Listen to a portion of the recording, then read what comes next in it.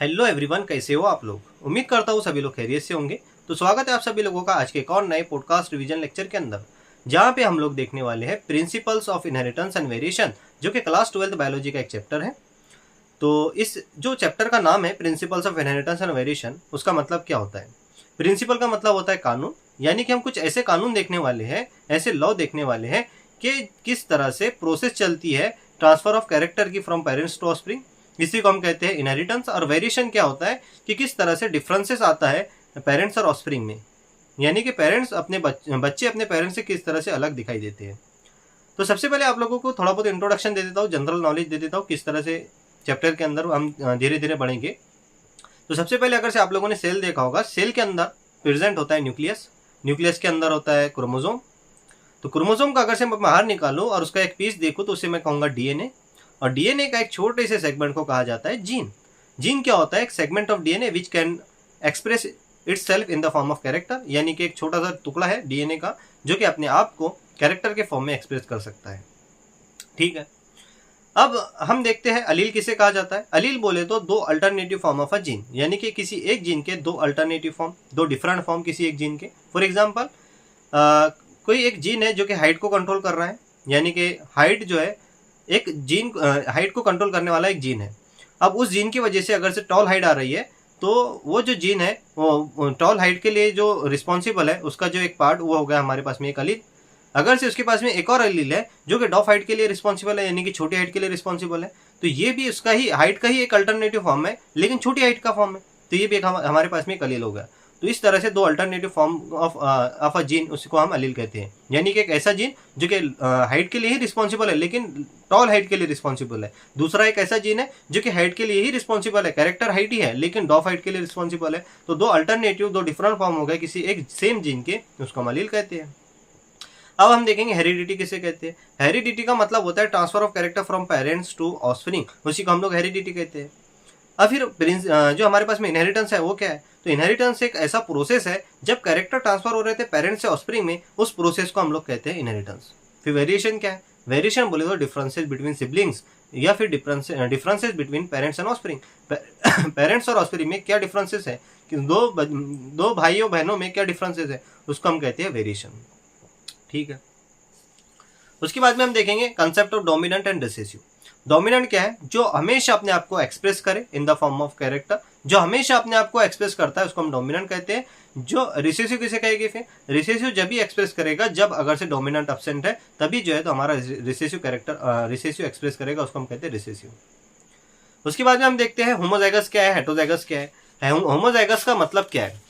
सबसे पहली बात, होमोजाइगस बोले तो सेम टाइप ऑफ अलील अगर से प्रेजेंट है उसको होमोजाइगस कंडीशन कहते हैं। यानी कि फॉर एग्जांपल कैपिटल डी जो है तो हाइट के लिए रिस्पॉन्सिबल है, टॉल हाइट के लिए, दोनों भी कैपिटल टी है तो ये होमोजाइगस हो गया। दोनों भी स्मॉल टी है तो फिर होमोजाइगस कंडीशन होगी। फिर हेटरोजाइगस कंडीशन क्या है? डिफरेंट काइंड ऑफ अलील अगर से प्रेजेंट है तो उसको हम कहते हैं heterozygous condition. For example capital T small T है तो एक कैपिटल है एक स्मॉल है, दोनों भी डिफरेंट है तो हेटरोजाइगस कंडीशन है, तो इसको हम कहते हैं हेटरोजाइगस कंडीशन।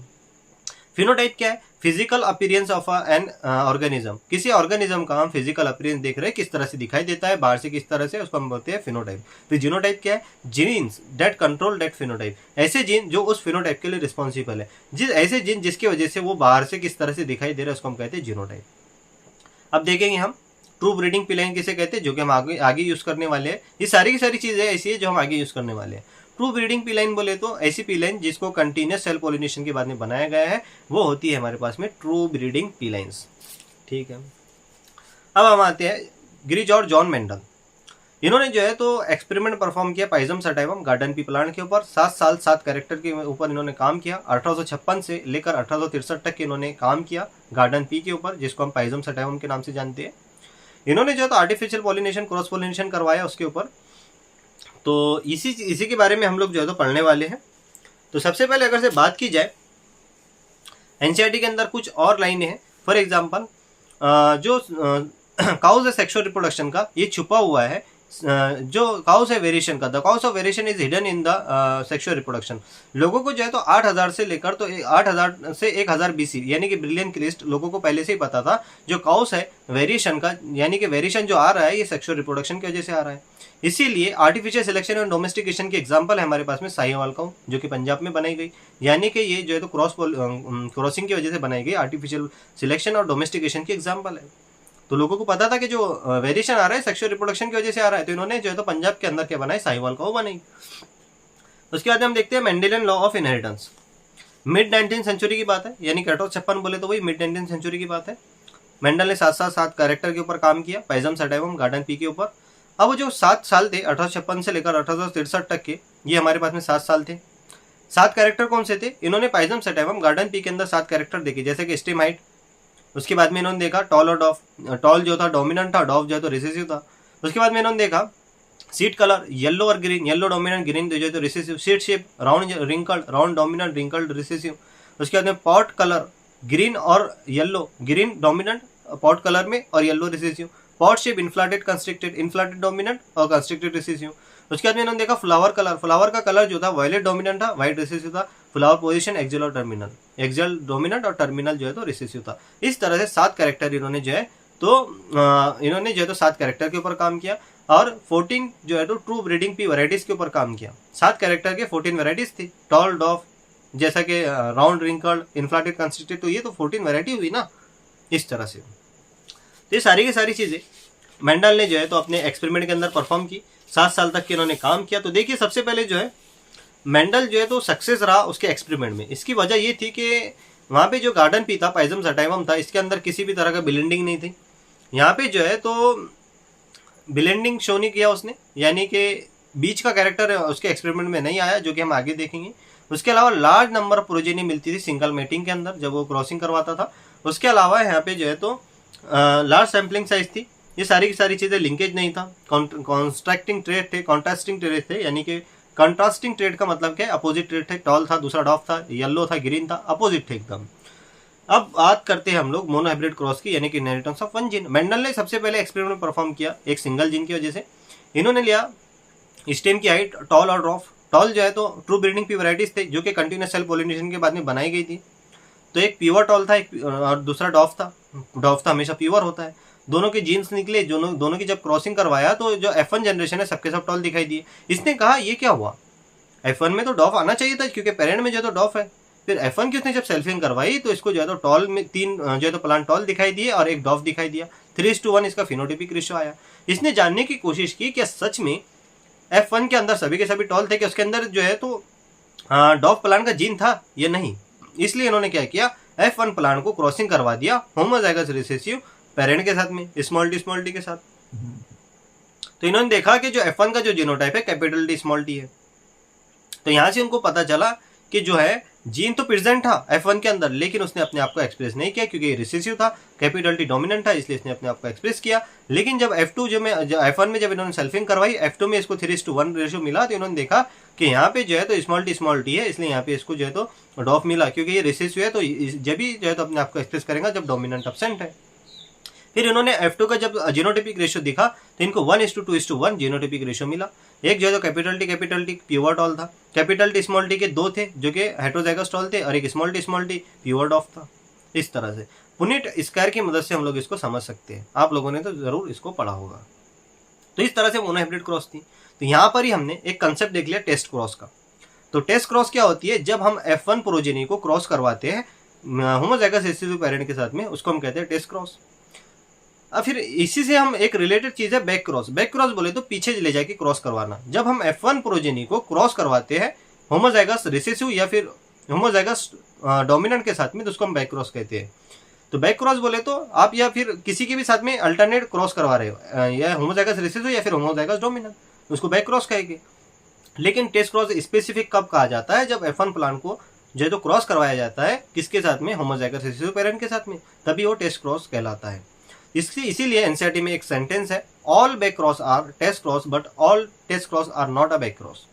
सभी के सभी टेस्ट क्रॉस बैक क्रॉस में आएंगे, लेकिन सभी बैक क्रॉस टेस्ट क्रॉस नहीं है।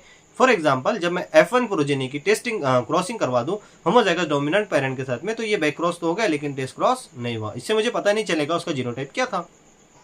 फॉर एग्जाम्पल, किसी ने मेरे पास में वायलेट फ्लावर लाके दे दिया, उसका वायलेट तो दिखाई दे रहा है, इसको पहचानना है कि ये होमोजाइगस है वायलेट कलर के लिए कि हेटेरोजाइगस। तो मैं इसकी जो क्रॉसिंग करवाऊंगा white colour homozygous residue parent के साथ में करवाऊंगा, जो कि व्हाइट कलर का फ्लावर है, स्मॉल डब्ल्यू। अगर से मुझे सबके सब टॉल दिखाई दिए प्रोजेनी के अंदर, तो इसका मतलब वो होमोजाइगस था उस वायलेट कलर के लिए, कैपिटल डब्ल्यू था। अगर से मुझे 50% वायलेट 50% व्हाइट दिखाई दिए प्रोजेनी, इसका मतलब वो जो है होमोजाइगस वो हेटेरोजाइगस डोमिनेंट था उस वायलेट कलर के लिए, यानी कि इसके अंदर कैपिटल डब्ल्यू स्मॉल डब्ल्यू जो है तो उसका जीनोटाइप था। तो ये होता है हमारे पास में टेस्ट क्रॉस का कंसेप्ट। उसके बाद में हमारे पास में एक चीज आती है law of inheritance, principles of inheritance या फिर लॉ ऑफ इनहेरिटेंस जिसे कहते हैं। सबसे पहला आता है law of dominance. Law of dominance जो है ये यूनिवर्सली एक्सेप्टेड नहीं है। लॉ ऑफ डोमिनेंस के मुताबिक लॉ ऑफ डोमिनेंस क्या कहता है, कैरेक्टर जो है तो कंट्रोल करता है फैक्टर, यानी कि उसने क्या कहा कि कैरेक्टर कंट्रोल करता है फैक्टर, फैक्टर कंट्रोल करता है कैरेक्टर को। Character is control by factor, factor present in pair, if dissimilar pair are present in a pair one dominate on other. यानी कि ये लॉ ऑफ डोमिनेंस क्या कहता है, कैरेक्टर जो है तो कंट्रोल करता है फैक्टर, फैक्टर पेयर में होते हैं, अगर से dissimilar pair of factor present है तो एक डोमिनेट कर जाएगा दूसरे पे।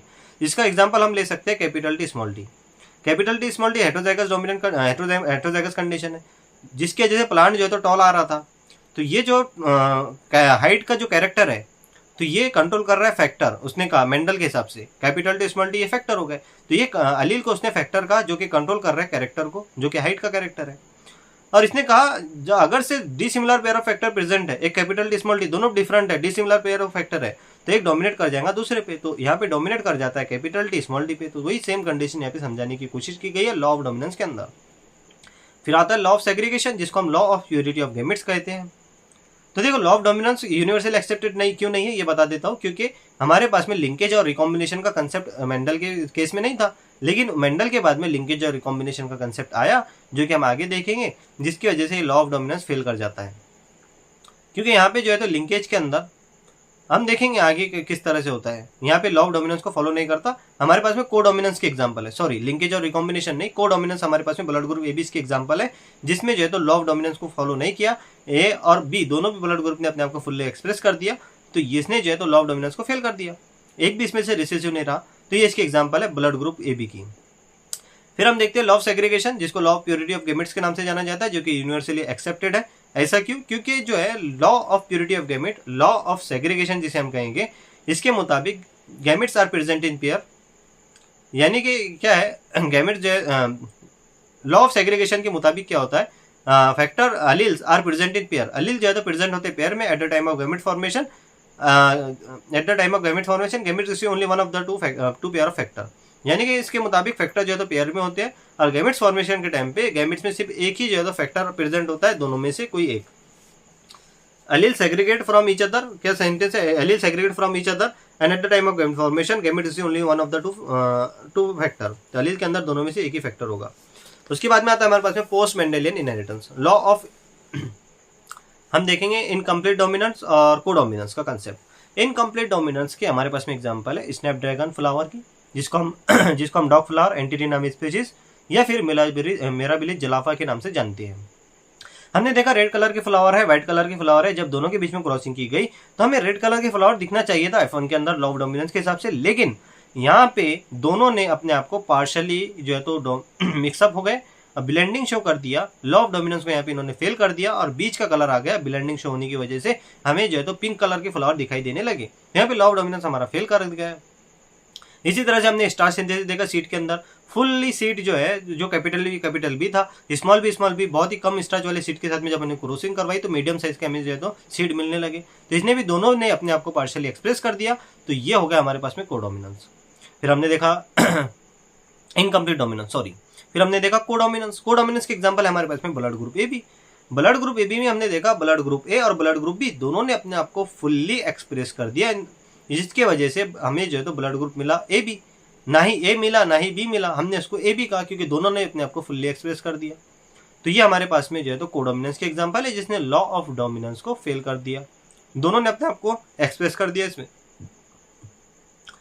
फिर अगर से ब्लड ग्रुप की बात की जाए पूरे पॉपुलेशन के अंदर, ये मल्टीपल एलिलिज्म की भी एग्जांपल है, क्योंकि बहुत सारे एलील सिंगल जो कैरेक्टर है ब्लड ग्रुप को कंट्रोल कर रहे हैं। For example capital A small I, capital A I A I B small I. तो देखो तीन अलील है, आई ए अलग है, आई बी अलग है, स्मॉल आई अलग है, तीन अलील जो है डिफरेंट, तीन अलग अलग अलील है, सिर्फ एक ही कैरेक्टर को कंट्रोल कर रहा है जो कि ब्लड ग्रुप है। तो ये होगा हमारे पास में मल्टीपल एलिलिज्म का एग्जांपल। ब्लड ग्रुप की अगर से हम बात करें, टोटल हमारे पास में 4 फिनोटाइप है और 6 जीनोटाइप है। 4 फिनोटाइप है हमारे पास में, blood group A, blood group B, blood group A B और ब्लड ग्रुप ओ। 4 हमारे पास में फिनोटाइप है और जीनोटाइप इसके 6 होते हैं। वो कैसे? ब्लड ग्रुप ए के 2 होते हैं, जैसे कि आई ए ब्लड ग्रुप ए होगा, I A small I blood group A होगा। तो यहाँ पे जो है तो यहाँ पे ब्लड ग्रुप अगर से पूरे पॉपुलेशन में बात की जाए तो लॉ ऑफ डोमिनेंस को भी फॉलो करता है और कोडोमिनेंस को भी फॉलो करता है। कोडोमिनेंस को फॉलो करने वाला ब्लड ग्रुप ए बी है और लॉ ऑफ डोमिनेंस को फॉलो करने वाला ब्लड ग्रुप ए है और ब्लड ग्रुप बी है। For example I A small I, तो ये जो है तो ब्लड ग्रुप ए बन रहा, तो ये जो है तो कोडोमिनेंस लॉ ऑफ डोमिनेंस को फॉलो कर रहा है। तो आई ए स्मॉल आई तो हमारे पास में ब्लड ग्रुप ए आएगा, I A blood group A, I B small I blood group E, blood group B, I B blood group B. तो टोटल हमारे पास में 4 जीनोटाइप हो गए। फिर 5वां जीनोटाइप आता है small I blood group O होता है। फिर हमारे पास में 6ठा जीनोटाइप आता है I B blood group A B. तो ये हमारे पास में टोटल 6 जीनोटाइप है। फिर अगर से हम बात करें मल्टीपल एलिज्म के बाद में पॉलीजेनिक इनहेरिटेंस, यानी कि एक से ज्यादा जीन अगर से किसी सिंगल कैरेक्टर को कंट्रोल कर रहे हैं, इसको हम कहते हैं पॉलीजेनिक इनहेरिटेंस। हमारे पास में आइरिस कलर है, हेयर कलर है, स्किन कलर है ह्यूमन बीइंग के अंदर। सबसे पहले अगर से हम बात करें स्किन कलर में, capital A, capital B, capital C, अगर से इस तरह से हमारे पास में सब कैपिटल रहा तो ब्लड ग्रुप जो है तो स्किन कलर बहुत ज्यादा डार्क होगा। सभी स्मॉल रहे, small A, small B, small C, blood group बहुत ज्यादा लाइट रहेगा। अगर से मिक्सचर में रहे capital A small A, capital B small C, तो ब्लड ग्रुप जो है तो मीडियम होगा। इस तरह से हम लोगों ने सारी चीजें देख ली। उसके बाद में देखो इनहेरिटेंस ऑफ 2 जीन, जिसको हम कहेंगे डायहाइब्रिड क्रॉस। डायहाइब्रिड क्रॉस में क्या हुआ बहुत ज़्यादा पसीना आ रहा है क्योंकि मैं बहुत गर्मी में बैठा हुआ हूँ, ऊपर बहुत टीन है और आप लोगों के लिए मैं पॉडकास्ट शूट कर रहा हूँ। थोड़ा सा मैं साफ कर लेता हूँ।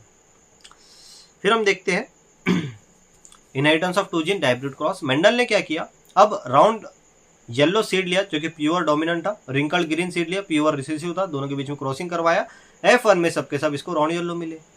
उसके बाद में F1 की जब सेल्फिंग की गई तो इसको जो है तो फिनोटाइपिक रेशियो मिला 9:3:3:1, यानी कि 9 जो थे राउंड येलो थे, 3 जो है तो राउंड ग्रीन, फिर 3 रिंकल येलो, फिर 1 रिंकल ग्रीन। इस तरह से इसको 4 फिनोटाइप मिले। इसके जीनोटाइप मिले इसको 12, इसके जीनोटाइप मिले इसको 9, 1:12:24:12:12। एक इस ट्रिक से आप लोग याद रख सकते हो, यानी कि 12:24 कैसे 1:2:1:2 1:1:2:1, इस तरह से। तो इसको मैंने शॉर्ट ट्रिक में याद रखा है 12:24:12:12, बीच में मैं इसको जो है तो रेशियो देता चले जाता हूँ।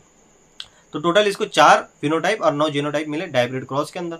डायहाइब्रिड क्रॉस में इसने दिया law of independent assortment. Law of independent assortment क्या कहता है? ये कहता है इसके मुताबिक जो है तो factor are present in pair if dissimilar if we combine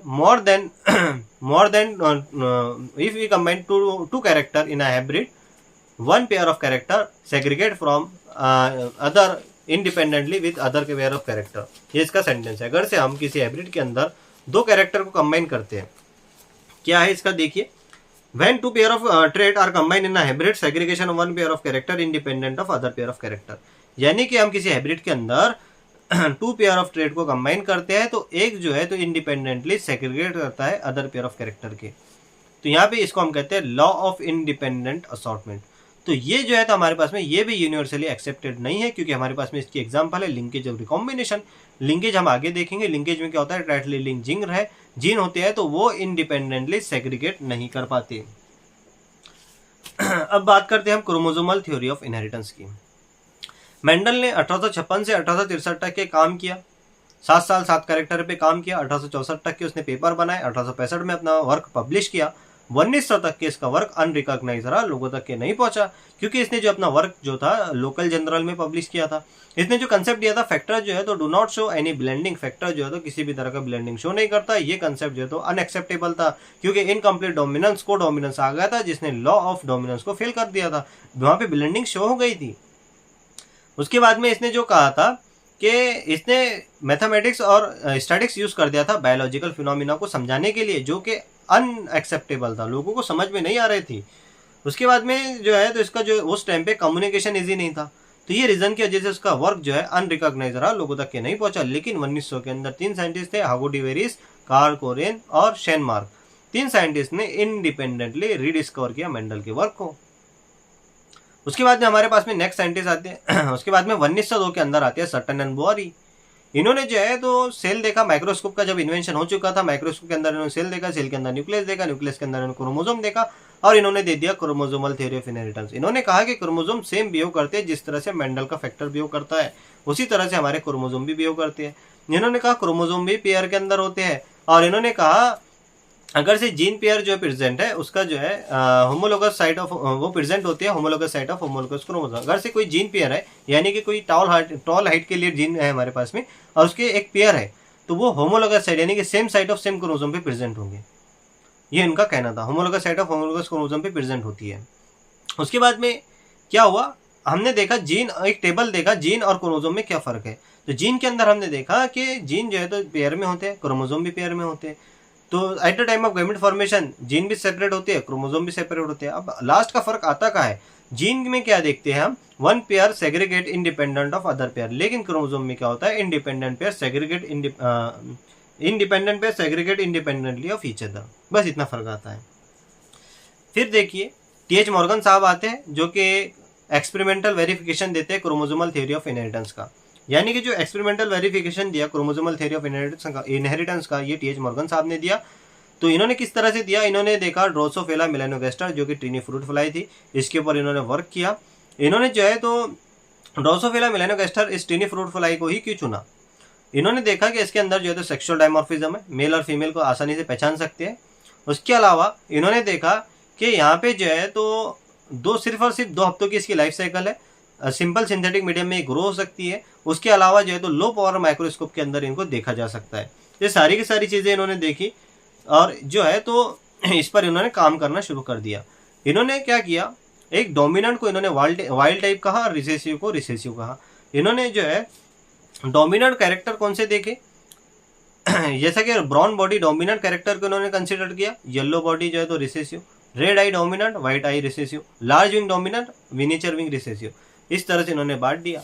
जब इन्होंने ब्राउन बॉडी व्हाइट आई की yellow body white eye female totally recessive लिया, brown body red eye male totally dominant wild type लिया, दोनों के बीच में क्रॉसिंग करवाई, तो F1 के अंदर इनको जो है तो 98.2% हम बोलेंगे 98.7% जो है तो पेरेंटल टाइप मिला, और सिर्फ 1.3% जो है तो रिकॉम्बिनेंट मिला। तो इन्होंने कहा कि यहाँ से इन्होंने ये कंक्लूजन दिया कि हमारा जो है येलो बॉडी और व्हाइट आई के जीन जो है तो बहुत ज़्यादा क्लोजली लिंक्ड है, यानी कि इनके बीच में लिंकेज है, इसीलिए जो है तो यहाँ पे वेरिएशन बहुत कम देखने के लिए मिला, यानी कि यहाँ पे क्रॉसिंग और बहुत कम हुआ, रिकॉम्बिनेशन बहुत कम हुआ, और वेरिएशन कम देखने के लिए मिला, सिर्फ 1.3%। जब इन्होंने व्हाइट आई और लार्ज विंग और ब्राउन आई और मिनिएचर विंग, व्हाइट आई और मिनिएचर विंग और रेड आई और लार्ज विंग की जब क्रॉसिंग करवाई मेल के साथ में, तो इन्होंने देखा कि 67.8% जो है तो पेरेंटल टाइप है, 37.2% जो है तो रिकॉम्बिनेंट है। इन्होंने ये इस तरह से देखा, और इन्होंने ये कंक्लूजन दिया कि जो व्हाइट आई और मिनिएचर विंग जो है तो ये जो है तो लूजली लिंक है, इनके अंदर जो है इनके बीच में लिंकेज बहुत कम है, इसलिए यहाँ पे क्रॉसिंग ओवर ज़्यादा हुआ, रिकॉम्बिनेशन ज़्यादा देखने के लिए मिला। फिर हमने देखा concept of recombination frequency. Recombination frequency निकालना है, फॉर एग्जांपल यहाँ पे इसका फार्मूला है number of recombinant offspring divided by total number of offspring into 100। For example अगर क्वेश्चन पूछा गया, कोई एक एक्सपेरिमेंट है जिसके अंदर 1000 जो है तो आपको जो है ऑफस्प्रिंग मिले, जिसमें से 800 जो है तो पेरेंटल टाइप है, तो रिकॉम्बिनेशन फ्रीक्वेंसी बताओ, ऐसा अगर से आपको क्वेश्चन पूछा गया, तो आपको रिकॉम्बिनेशन फ्रीक्वेंसी का फार्मूला याद होना चाहिए, number of recombinant offspring divided by total number of offspring into 100। Recombinant offspring कितने हुए, 1000 में से टोटल 800 पेरेंटल टाइप है तो 200 रिकॉम्बिनेंट ऑफस्प्रिंग हो गए, डिवाइड बाय टोटल कितने हो गए, टोटल ऑफस्प्रिंग 1000 इंटू 100। तो आपका जो है तो 20 हर्ट्ज की यहाँ पे आपकी जो रिकॉम्बिनेंट फ्रीक्वेंसी आ जाएगी। फिर आता है कंसेप्ट ऑफ जीन मेकिंग, जो जीन मैपिंग, जो कि दिया था अल्फ्रेड स्टर्टवन, जो कि टीएच मॉर्गन साहब के एक स्टूडेंट थे। इन्होंने क्या किया, टीएच मॉर्गन के स्टूडेंट थे अल्फ्रेड स्टर्टवन, इन्होंने यूज किया frequency of recombination between the gene pairs at the same chromosome and measure the distance between them and map their position. यानी कि इन्होंने यूज किया फ्रीक्वेंसी ऑफ रिकॉम्बिनेशन, उसके बाद में मेजर किया दोनों के बीच का डिस्टेंस और मैप कर दी उनकी पोजीशन। तो उसको कंसेप्ट को कहा हमने जीन मैपिंग। जीन मैपिंग का कंसेप्ट हम लोगों ने इसको कह दिया। उसके बाद में देखिए लिंकेज ग्रुप हमारे पास में टोटल 23 लिंकेज ग्रुप होते हैं। फिर आता है कंसेप्ट म्यूटेशन का। म्यूटेशन बोले तो अल्टरेशन हो जाना डीएनए सीक्वेंस में as a result change in genotype and phenotype as well as phenotype of an organism. यानी कि हम क्या कहेंगे, डीएनए के सीक्वेंस में चेंज हो जाना जिसकी वजह से genotype as well as phenotype किसी ऑर्गेनिज्म का चेंज हो जाना, उसको हम कहते हैं म्यूटेशन। म्यूटेशन के दो टाइप होते हैं, point mutation and frame shift mutation. Point mutation में क्या है, सिर्फ और सिर्फ जो है तो किसी एक सिंगल बेस पेयर का चेंजेस हो गए, उसको पॉइंट म्यूटेशन कहते हैं। एग्जांपल है sickle cell anaemia. Frame shift mutation क्या है, अगर से कोई बेस पेयर ऐड हो गई या फिर वहां से रिमूव हो गई तो उसके वजह से पूरी की पूरी फ्रेम शिफ्ट हो जाना, उसको हम कहते हैं फ्रेम शिफ्ट म्यूटेशन। तो हमने म्यूटेशन भी देख लिया। म्यूटेशंस हमारे पास में होते हैं x ray, gamma ray, UV ray, उसके बाद में यूवी रेडिएशन। केमिकल म्यूटेशंस हमारे पास में होते हैं। म्यूटेशंस बोले तो जो म्यूटेशन काउज करवाते हैं, मस्टर्ड गैस, फिनॉल, फॉर्मलिन और बहुत सारी चीज़ें। उसके बाद में अगर से मैं बात करूँ सेक्स डिटर्मिनेशन का कंसेप्ट दिया था हैंकिंग साहब ने। ये बात है 1891 की, जब हैंकिंग साहब वर्क कर रहे थे स्पर्मेटोजेनेसिस के अंदर, इंसेक्ट के ऊपर ये देख रहे थे स्पर्मेटोजेनेसिस का प्रोसेस। वो टाइम पे इन्होंने ऑब्जर्वेशन किया कि ग्रास ऑफर के अंदर इन्होंने देखा कि मेल के पास में 50% स्पर्म के पास में जो है कोई एक्स बॉडी है, जबकि 50% स्पर्म के पास में एक्स बॉडी नहीं है। और फीमेल में जो है तो दोनों के पास में एक्स बॉडी है, यानी कि फीमेल में एक्स कंडीशन है और मेल में X0 कंडीशन है। तो इन्होंने कहा कि ग्रास ऑफर के अंदर जो है तो X0 टाइप का जो है तो सेक्स डिटर्मिनेशन होता है। मेल के अंदर देखा जाए, ह्यूमन के अंदर देखा जाए तो मेल हेटरोगैमेटी शो करता है। यहाँ से अब देखेंगे हम कंसेप्ट ऑफ हेटरोगैमेटी। ह्यूमन के अंदर, ग्रास ऑफर के अंदर और ड्रोसोफिला के अंदर, ट्रिनी फ्रूट फ्लाई, हनी बी के अंदर देखा जाए तो मेल हेटरोगैमेटी शो करता है। यानी कि मेल जो है तो मेल पे डिपेंड करता है कि बच्चे कौन से होंगे, यानी कि मेल पे जो है तो सेक्स डिटर्मिनेशन होता है। मेल हेटरोगैमेटी शो करता है। जैसे फॉर एग्जांपल ह्यूमन में XX फीमेल होती है, XY मेल होता है। अब अगर से मेल से X और फीमेल से X आता है तो फीमेल बनेगी, मेल से Y और फीमेल से X आता है तो यहाँ पे मेल बनेगा। यानी कि मेल डिसाइड करेगा कि बच्चे का जो है तो सेक्स क्या होगा। इसी तरह से अगर से हम बर्ड्स के अंदर देखा जाए तो यहाँ पे फीमेल हेटरोगैमेटी शो करती है, यानी कि मेल जो है तो ZZ होता है और फीमेल जो है तो ZW टाइप होती है। तो ये कंडीशन हम लोगों ने देख ली। अब देखेंगे हम sex determination in honey bee की बात की जाए तो यहाँ पे फीमेल जो है तो फीमेल के पास में 32 क्रोमोसोम होते हैं, मेल के पास में जो है तो 16 क्रोमोसोम होते हैं। फीमेल में मियोसिस होता है, रिडक्शनल डिवीजन होता है, 2 16-16 के सेट बनेंगे। मेल में जो है तो मैटोसिस होता है, इक्वेशनल डिवीजन होता है, 2 16-16 के सेट बनेंगे। फीमेल से 16, मेल से 16, 32 में जो है तो हमारी जो है 32 क्रोमोसोम से हमें जो है फीमेल देखने के लिए मिलती है। बचे हुए जो 16 क्रोमोसोम है उसके अंदर होता है पार्थिनोजेनेसिस और फाइनली जो है तो हमें मेल देखने के लिए मिलता है। मेल को हम कहते हैं ड्रोन और फीमेल को कहते हैं वर्कर, और जो मेन ब्रीड करने वाली जो हनी बी होती है उसको हम कहते हैं क्वीन। तो ये सारी कंडीशन टर्मिनोलॉजी आप लोगों को याद रखनी है।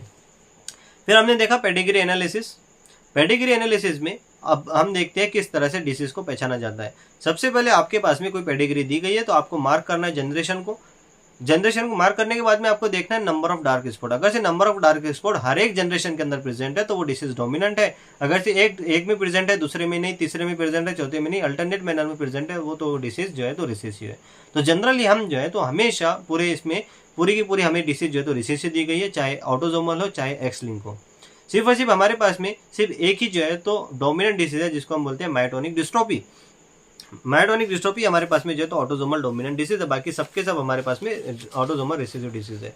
अब अगर से मैं बात करूं मेंडेलियन डिसऑर्डर की, तो मेंडेलियन डिसऑर्डर के अंदर हमारे पास में आता है cystic fibrosis, for example colour, सबसे पहले आता है colour blindness, haemophilia, cystic fibrosis, phenylketonuria, thalassaemia. उसके बाद में आता है हमारे पास में सिकल सेल एनीमिया। सबके सब मेंडेलियन डिसऑर्डर है। तो सबसे पहले अगर से हम बात करें कलर ब्लाइंडनेस और हीमोफीलिया, ये सिर्फ दो ही जो है तो एक्स लिंक रिसेसिव है, बाकी सबके सब ऑटोसोमल रिसेसिव डिसीज में आती है। तो सबसे पहले हम अगर से हम बात करें कलर ब्लाइंडनेस, तो ये एक्स लिंक रिसेसिव है। एक्स लिंक रिसेसिव डिसीज में क्या होता है, हमेशा फीमेल जो है तो कैरियर होती है, मेल अफेक्टेड होता है। अगर से फीमेल को अफेक्ट करवाना है तो अफेक्टेड मेल और कैरियर फीमेल के बीच में मेटिंग करवानी होगी, तब कहीं जाके जो है तो हमारे जो है तो फीमेल अफेक्ट होगी। तो यहाँ पे एक्स कैपिटल सी, एक्स के ऊपर अगर से सी है तो ये जो है तो कलर ब्लाइंडनेस को शो करता है। यहाँ कलर ब्लाइंडनेस में क्या होता है, रेड या फिर येलो कोन, ये रेड या फिर ग्रीन कोन जो है तो अफेक्टेड हो जाते हैं, जिसके वजह से कलर जो है तो पहचानने में दिक्कत होती है। रेड और ग्रीन कलर पर्पल कलर के दिखाई देते हैं उस बंदे को। तो कलर ब्लाइंडनेस जो है तो एक्स लिंक रिसेसिव डिसीज है। फीमेल हमेशा कैरियर होंगी, मेल अफेक्टेड होगा। फीमेल को अफेक्ट करवाना है तो मेल अफेक्टेड और फीमेल कैरियर के बीच में मेटिंग करवानी होगी। उसके बाद में आता है हमारे पास में हीमोफीलिया। हीमोफीलिया जो है तो इसमें क्या होता है, कैस्केड प्रोटीन जो कि ब्लड क्लॉटिंग और कोगुलेशन के लिए रिस्पॉन्सिबल होता है, वो अफेक्टेड हो जाता है, जिसके वजह से as a result non stop bleeding होती है। तो उसको हम कहते हैं हीमोफीलिया। मामूली कट लगने पे नॉन स्टॉप ब्लीडिंग होगी। क्वीन विक्टोरिया इसकी जो है तो हीमोफीलिया की कैरियर थी। तो ये भी एक्स लिंक रिसेसिव है हीमोफीलिया। तो यहाँ पर भी क्या होगा, हमेशा फीमेल कैरियर होंगी, मेल अफेक्टेड होगा। अगर से फीमेल को अफेक्ट करवाना है तो अफेक्टेड मेल और कैरियर फीमेल के बीच में मेटिंग करवानी होगी। तो यहाँ पे क्या होता है, बहुत ज़्यादा रेयर केसेस में जो है तो फीमेल अफेक्ट होती है, क्योंकि यहाँ पे मेल वायबल नहीं होता, जिंदा नहीं रह पाता, जो हीमोफिलिक होता है। उसके बाद में हम बात करते हैं सिकल सेल एनीमिया। तो उससे पहले मैं आप लोगों को बता दूं, कलर ब्लाइंडनेस जो हम लोगों ने देखा था, वहां पे जो है फीमेल के अफेक्ट होने के चांसेस 0.04% है, जबकि मेल के अफेक्ट होने के चांसेस सिर्फ और सिर्फ 0.8% है, यानी कि फीमेल बहुत कम अफेक्ट होगी। फिर हम देखते हैं सिकल सेल एनीमिया। यहाँ पे क्या होता है, आरबीसी का जो शेप होता है biconcave sickle cell anaemic sickle shape का हो जाता है, तो उसको हम कहते हैं सिकल सेल एनीमिया। तो यहाँ पे क्या होता है, बीटा ग्लोबिन चेन के 6 नंबर की पोजीशन पे जो ग्लूटामिक एसिड है ये वैलिन से रिप्लेस हो जाता है, उसकी जगह पे वैलिन आ जाता है। तो जो GAG था उसको वो कन्वर्ट हो जाता है GUG में, यानी कि एक ही जगह यू आ जाता है, जिसकी वजह से जो है तो हमारा जो है तो आरबीसीज का शेप जो है तो सिकल शेप हो जाता है। तो ये जो है तो एक क्वालिटेटिव डिसऑर्डर है। इसकी एग्जांपल याद रखना, एक क्वालिटेटिव डिसऑर्डर है। मेरे पास में साथ ही साथ नोट्स भी है, मैं एक आधी नजर मार ले रहा हूँ कि कहीं पर कोई पॉइंट नहीं छूट रहा है, क्योंकि मुझे तो याद है, मुझे आप लोगों को नहीं बताना है कि मुझे बिना देखे इतना बड़ा चैप्टर याद है, क्योंकि अगर से कोई पॉइंट छूट जाता है तो आपका इसका नुकसान है।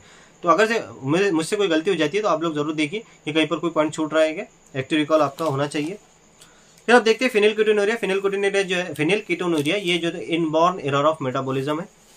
इनबॉर्न एरर ऑफ मेटाबॉलिज्म बोले तो नॉर्मली जो फिनिल एलानिन कन्वर्ट होता है टायरोसिन में फिनिल एलानिन हाइड्रोक्सिलेज एंजाइम की मदद से। अगर से वो एंजाइम नहीं आया तो phenylalanine as it is या फिर फिनिल पायरिक एसिड के फॉर्म में ब्रेन में डिपॉजिट हो जाएगा, उसको हम बोलेंगे ब्रेन रिटार्डेशन हो रहा है। स्किन में डिपॉजिट हो जाएगा, हम बोलेंगे पिगमेंटेशन हो रहा है। सारी चीज़ें, ये सारी चीज़ें हम लोग देखेंगे, ये सारी चीज़ें होती है। उसके बाद में देखते हैं थैलेसीमिया। थैलेसीमिया जो है तो ये क्वांटिटेटिव डिसऑर्डर है। अब देखिए थैलेसीमिया जो है तो दो टाइप का होता है, alpha thalassaemia, beta thalassaemia. Alpha thalassaemia chromosome number 16 पे दो क्लोजली लिंक जीन कंट्रोल करते हैं, HBA1 HBA2, जबकि बीटा थैलेसीमिया क्रोमोसोम नंबर 11 पे HBB जीन कंट्रोल करता है।